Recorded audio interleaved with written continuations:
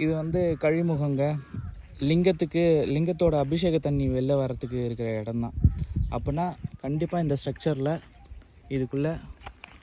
இதுக்குள்ளே ஏதோ ஒரு சிவாலயம் இருந்திருக்குங்க. இங்கே பாருங்கள், இது சும்மா இருக்கிற பொருள் கிடையாது.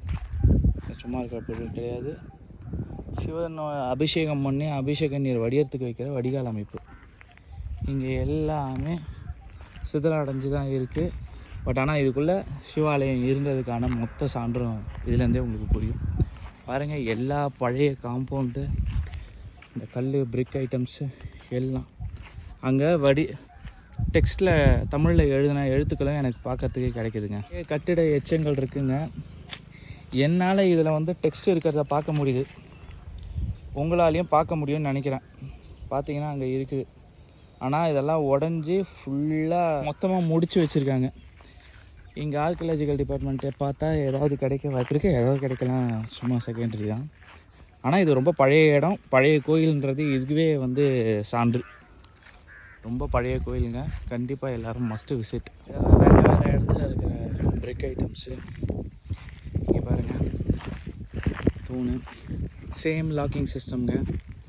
கல்லை வந்து உட்கார வைக்கிறதுக்கு பயன்படுத்துகிற ஒரு லாக்கிங் சிஸ்டம். இந்த 2 பக்கமும் இருக்குது பாருங்கள். இப்படி இருந்தாலே லாக்கிங் சிஸ்டம் தான் அது. இங்கே பாருங்கள், டீ ஜாயிண்ட்டு. இப்போ பழைய என்ட்ரன்ஸாக இருந்திருக்கும்னு நினைக்கிறேன். 2 தூண் கரெக்டாக அமைஞ்சிருக்குது. அதுக்குள்ளே இருக்கிற என்வாயன்மெண்ட் தாங்க இது.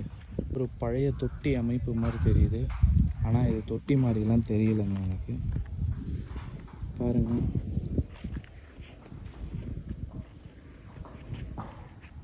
இந்த சுவர் வந்து அப்படியே நீண்டுக்கிட்டே போகுது பாருங்கள். அதிலேருந்து அதுவும் அங்கே கூட பழைய தூண்கள் தெரியுது பாருங்கள்.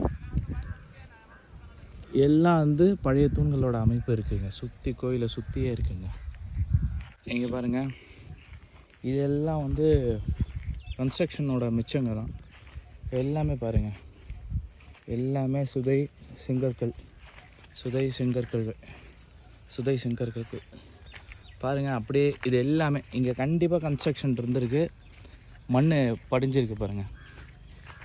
இது எல்லாமே வந்து கன்ஸ்ட்ரக்ஷன் இருந்ததுக்கான இடம் தான். இது பாருங்க, இந்த இடம் அந்த இடம் அப்படியே பாருங்க. இந்த இடத்துலையும் வந்து கன்ஸ்ட்ரக்ஷனுக்கான எல்லா தடமும் இருக்குது பாருங்கள். ரொம்ப பழைய கோயில் தாங்க. கண்டிப்பாக இங்கே ராஜாங்க இருந்ததுக்கான எல்லா தடமும் இருக்குது. இங்கே பாருங்கள்,